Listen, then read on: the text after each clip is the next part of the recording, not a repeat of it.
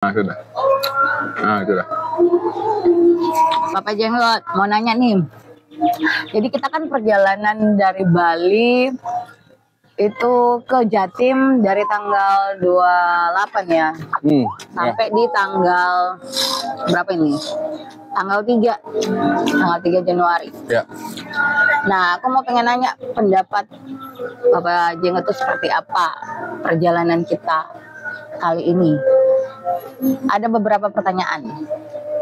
Oke. Yang pertama itu kenapa harus road trip sih kita di akhir tahun? Pertama, road trip itu adalah paling murah. Karena kalau bertiga otomatis tiket pesawatnya itu mahal ya. Dan di tempat tujuan pun kita cenderung tidak fleksibel kemana-mana. Karena harus tergantung dengan travel ataupun kita sewa kendaraan. Itu biaya lagi. Kedua, dulu waktu pacaran punya kebiasaan waktu naik mobil itu ada ruang untuk ngobrol. Sehingga saya pikir penting untuk menjaga momen keluarga khususnya bersama dengan anak dengan road trip. Karena kan dalam road trip itu dalam tanda kutip dipaksa untuk di satu ruangan kecil berdua atau bertiga.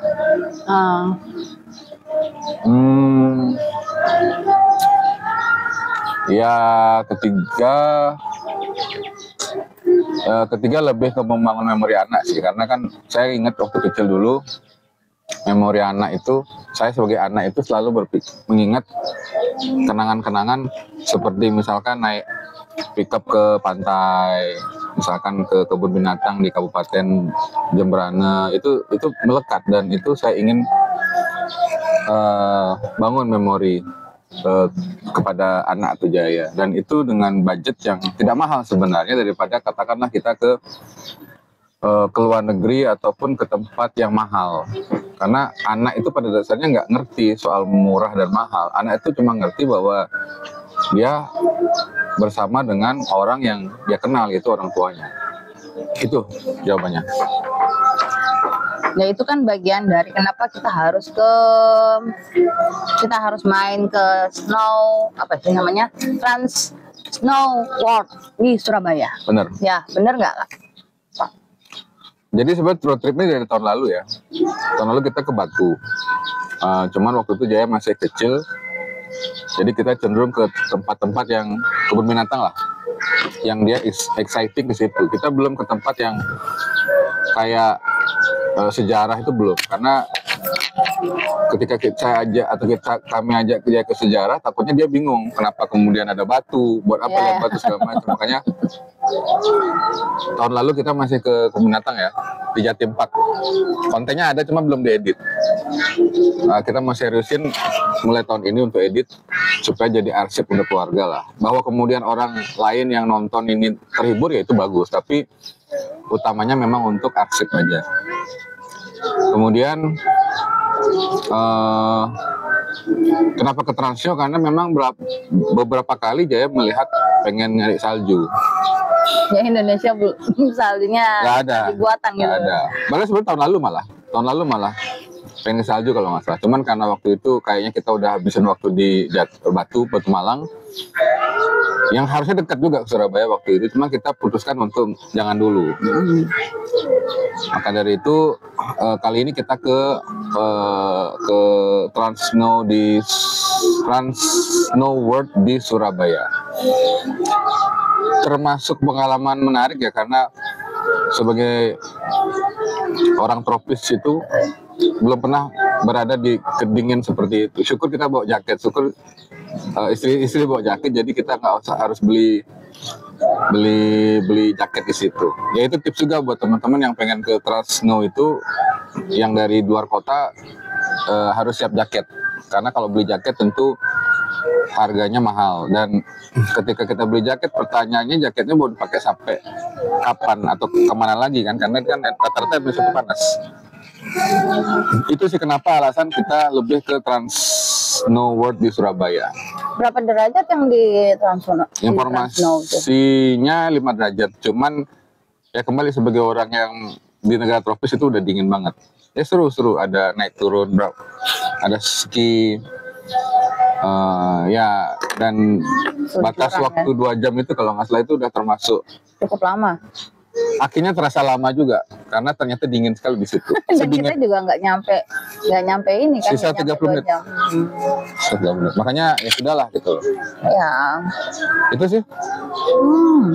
Terus kalau kan kita setelah dari Surabaya kita langsung ke Mojokerto kan. Nah, bener. Kita di sana tuh mengakhiri akhir tahun 2024. Terus kita tuh camping. Nah, menurut Bapak Jenggot, pendapat tentang kegiatan camping di Trawas Mojokerto tuh gimana? Pertama itu ide istri ya, karena ya dia suka alam, saya juga. Jadi pilihannya adalah camping. Tahun lalu ada camping juga, cuman kurang berkesan karena penyelenggara terkesan seadanya. Ekspektasinya tuh tinggi di awal, akhirnya ya tidak banyak yang kita bisa dapat. Nah, tahun ini lumayan terjaga karena lokasinya oke, di Trawas itu Alas Pelangi, ada banyak pohon, kemudian teduh. Akhirnya ketika pagi, tempatnya juga tidak yang terlalu sepi tapi cukup bagus penampilannya. Perlengkapan juga banyak, mereka punya, ada grill pan, ada kompor. Kita beli jagung tapi nggak sempet habisin. Akhirnya kita cuma habisin ayam aja karena ayam takutnya nanti malah kebuang. Ya, kita juga beli beberapa peralatan di pasar kan. Ya. Kita sempat mampir di beberapa pasar. Tahu-taunya alat-alatnya itu malah beberapa tuh nggak tahu entah hilang atau gimana, nggak ngerti dah. Dan nggak kepake sebenarnya. Ya, dan nggak kepake, kayak kuas juga sama sambal gitu. Karena kan sampai sana juga hujan ya. Ya, di sana juga hujan sih. Dan secara pengalaman dari yang tahun lalu, menurut aku secara manajemen untuk yang ada di Trawas ya, sama yang ada di Kota Batu. Menurutku yang di Trawas lebih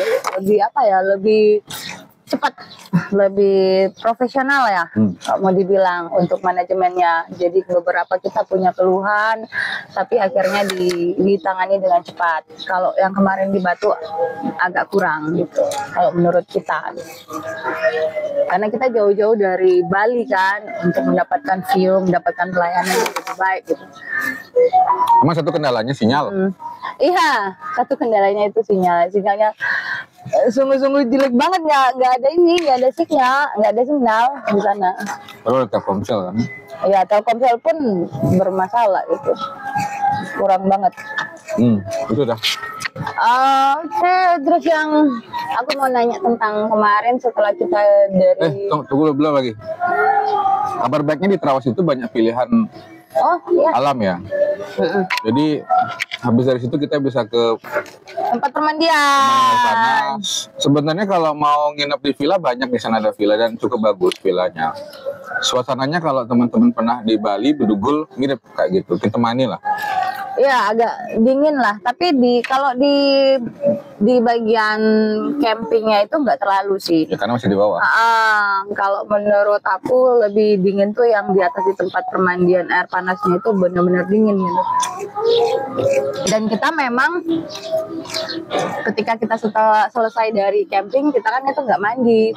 Jadi kita nyari permandian air panas, dan di sana cukup ini ya, cukup kaget juga karena di musim yang hujan, tapi wisatawannya tuh banyak gitu loh. Pengunjungnya tuh banyak, padahal tuh musim hujan gitu, dan antrinya tuh minta ampun. Oke, next. Terus aku mau nanya tentang Kabupaten Bojonegoro. Kemarin kan kita perjalanan ke sana, dan kebetulan kita tuh main ke tempat teman. Itu teman kita juga, teman organisasi.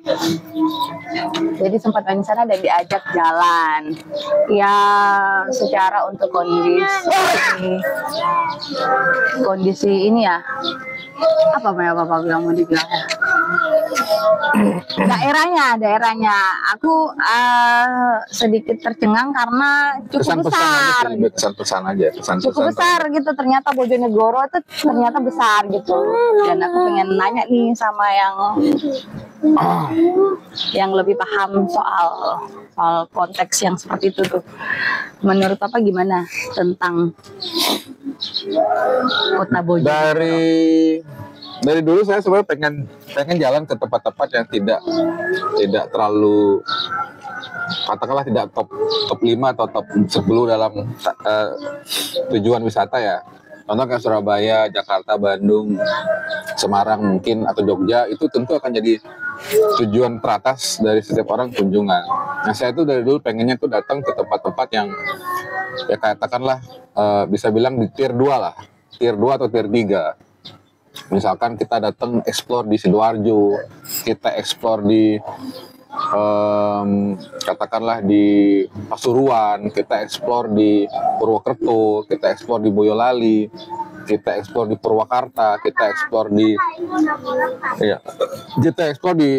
daerah-daerah yang tier 2, bukan tier 1 yang kayak Malang, Jogja, Bandung, Semarang, Jakarta. Karena kadang ada hal-hal yang mungkin menarik, mungkin menarik, meskipun menariknya bukan menarik seperti seglamor di Surabaya, seglamor di Bandung, tapi lebih ke ternyata ada sudut pandang yang berbeda gitu loh melihat suatu daerah. Katakanlah ketika kita kemarin ke Bojonegoro, kemudian ada teman dari organisasi, kita ke sana, ya di sana ternyata setelah saya cari di tahun 2022, nanti cek bila perlu, ternyata memang Bojonegoro adalah salah satu peringkat teratas untuk PAD terbesar, dan alasannya adalah ada banyak sumber migas di sana. Tentu ini bagus karena daerah memiliki pendapatan anggaran yang banyak dan bisa melakukan banyak hal. Cuman saya sih ngelihat harusnya bisa lebih dari itu ya, karena Bojonegoro sebagai pendapatan yang daerah PAD yang terbesar itu harusnya bisa lebih baik daripada itu, dalam arti katakanlah bahwa suatu daerah tidak bisa hanya mengandalkan keuntungan dari hasil alamnya. Seperti Arab Saudi, dia udah mulai berpikir bagaimana ketika minyak habis, bagaimana ketika tidak ada lagi minyak yang bisa dijual dari Arab Saudi. Artinya dia lebih mengembangkan ke mumpung ada waktu, dia mengembangkan ke sektor pariwisata.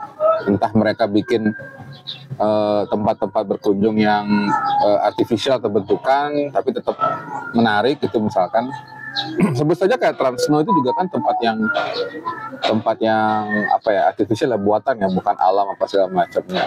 Menurut saya sih mestinya Bojonegoro sebagai kabupaten bisa lebih baik dalam arti itu, termasuk juga dari UMR ya kalau nggak salah. UMR juga bisa dibilang rendah, yang menunjukkan bahwa itu kemampuan belanja dan kemampuan dari masyarakat harusnya bisa lebih tinggi daripada itu. Tapi mungkin ini first impression lah, soalnya impresi pertama dari sebuah kabupaten. Sebagai orang yang tidak berasal dari sana tentu akan memiliki pendapat yang bias, tapi seperti itulah pandangan saya khususnya terhadap Kabupaten Bojonegoro. Tapi asik. Bojonegoro sebagai tempat juga bukan tempat yang terlalu panas ya, karena dia ya, mungkin tidak di pesisir. Tempatnya adem. Dan tidak juga terlalu dingin. Saya nggak tahu, mungkin ada tempat yang dingin, tapi itu tempat yang relatif sejuk untuk ditinggali lah. Itu sih. Mungkin next kita ke tempat-tempat yang kabupaten yang tier 2, tier 3 yang kayak Ngawi misalkan, kayak Nganjuk misalkan, kayak gitu. Ya kita juga sebenarnya maunya ke tempat-tempat yang bersejarah ya, tapi melihat juga karena si kecil kan belum paham, jadi ya udah kita seadanya aja dulu.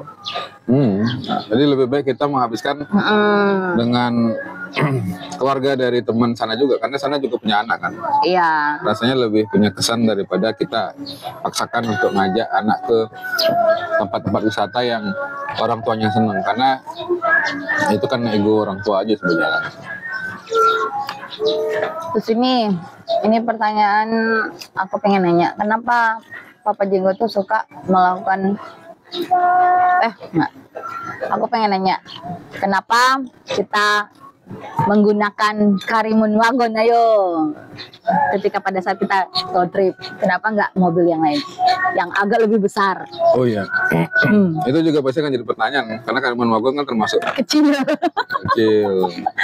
Sedangkan kita tuh gemuk-gemuk ya. Dan itu city car kan. Ya. Artinya dalam desainnya tidak dibayangkan untuk lintas antar kota. Alasan pertamanya karena cuma ada itu.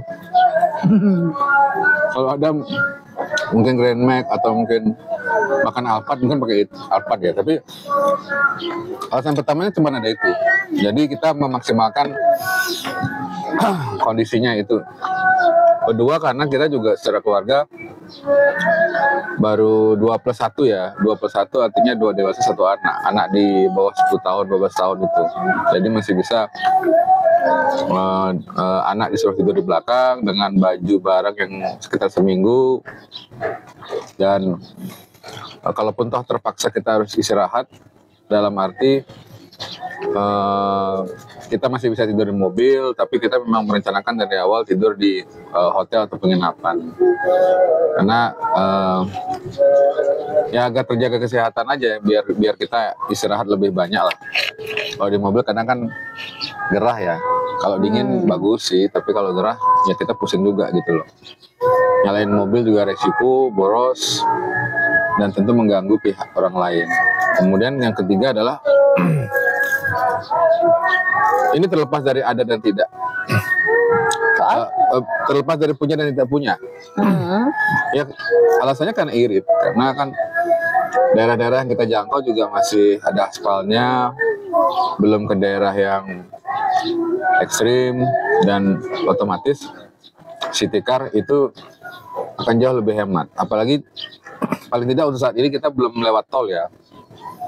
Jadi kalau lewat tol itu yang saya tahu sisi kecil itu memang boros, tapi ketika jalan-jalan biasa sisi kecil seperti Karimun Wagon itu jauh lebih hemat. Ini aja hitung-hitungan saya sekitar nyentuh di 1000 km kayaknya nyampe Bali.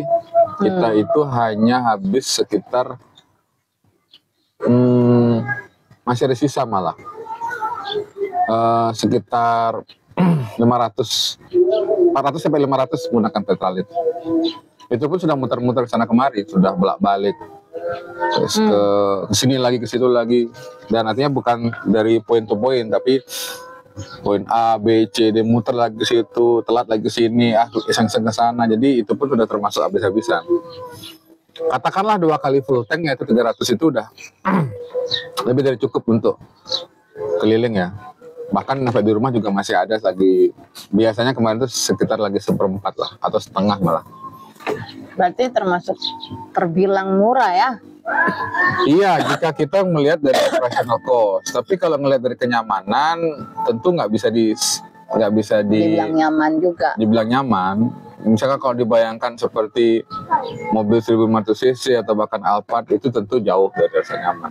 Ya, tapi sebenarnya kita tuh lebih suka sesuatu tuh yang apa, yang unik sebenarnya. Jadi kita tipe kalau orang yang agak-agak sedikit berbeda. Jadi kita juga udah pernah kan waktu itu ke Bandung. Kita ke Bandung pakai mobil yang gede kan? Itu sewa karena nggak punya mobil, sewa. Itu sewa karena nggak punya mobil. Tapi kan setidaknya kita udah pernah waktu itu kan ke Bandung, kita udah pernah ngerasain gimana kita pakai mobil itu dengan perjalanan yang jauh, yang lebih besar gitu. Luxio, Daihatsu Luxio. Iya. Dan kita cuma berdua waktu itu ya. Kalau bertiga berempat mungkin worth it lah. Artinya ketika katakanlah Jaya udah besar, SMP, SMA, tentu kendaraan Karimun sudah tidak lagi cocok gitu loh, karena kan dia mau selonjoran gimana, udah kakinya udah SMA udah pasti nggak muat lah untuk selonjoran.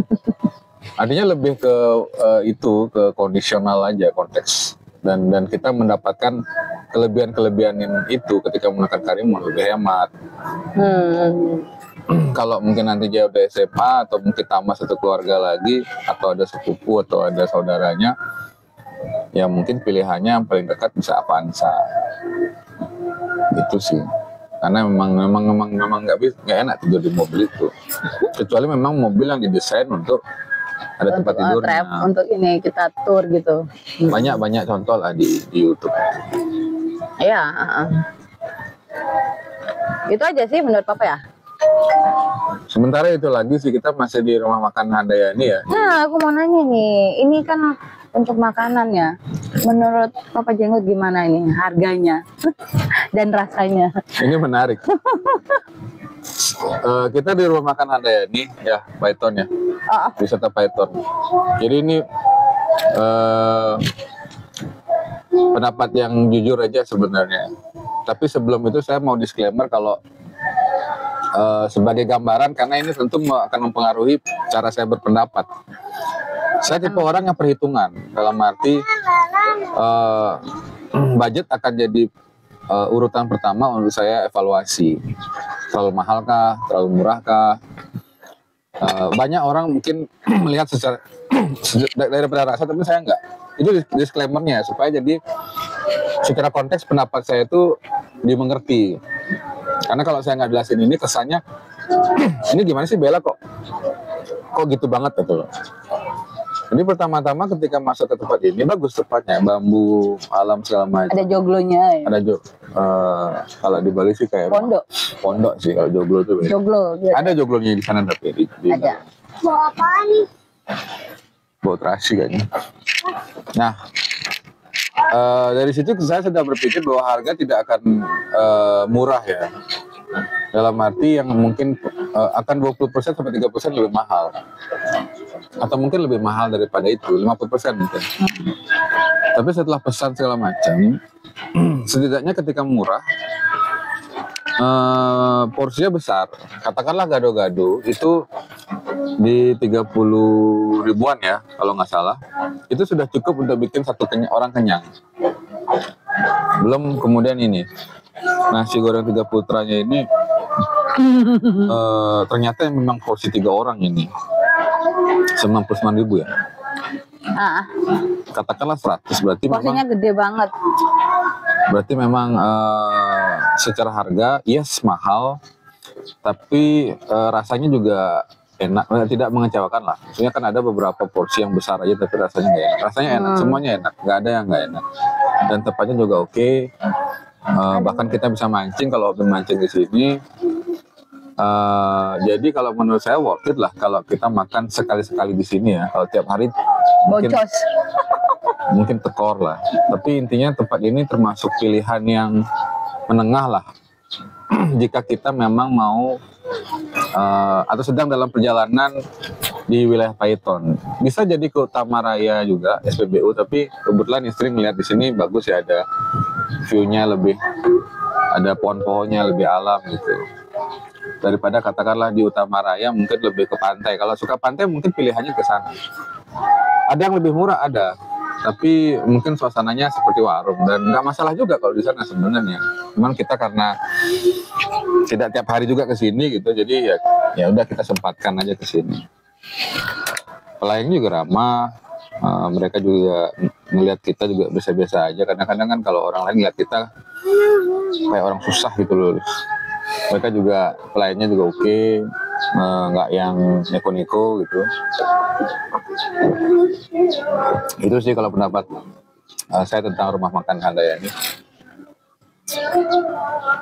Dan nggak tahu ya ini termasuk ramai atau sepi, tapi kalau jam sekarang jam apa nih, sekarang tuh jam 11 ya. Mungkin karena masih mungkin jam makan siang jadi agak sepi. Tapi sepi juga bagus, nggak terlalu ramai. Kita juga nggak terlalu ramai, suka ramai-ramai. Ada lagi? Pesan-pesan untuk tahun ini. Papa udah ngomong.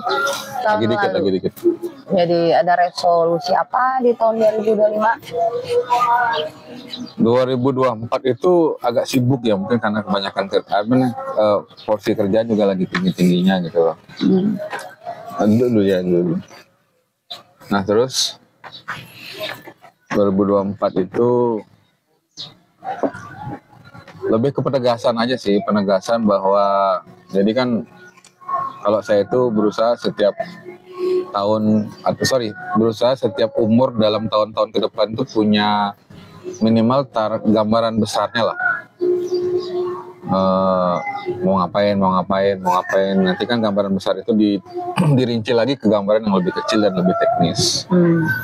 Karena saya nggak mau terlena dan terlalu nyaman dengan kondisi hari ini, akhirnya kita malah nggak kemana-mana gitu. Ada banyak contoh dari teman-teman yang mungkin sudah secara ekonomi, secara apa lebih mendahului kita, tapi kan ada juga teman-teman yang mungkin bahkan tidak terpikir 5 tahun ke depan. Nah supaya intinya biar saya dan kami itu tidak terlalu tertinggal lah dengan kemajuan zaman, kemajuan teman-teman, kemudian hidup juga ya biasa-biasa aja gitu. Bukannya pengen punya Ferrari juga ya, pengen punya Ferrari, tapi yang kita lebih ke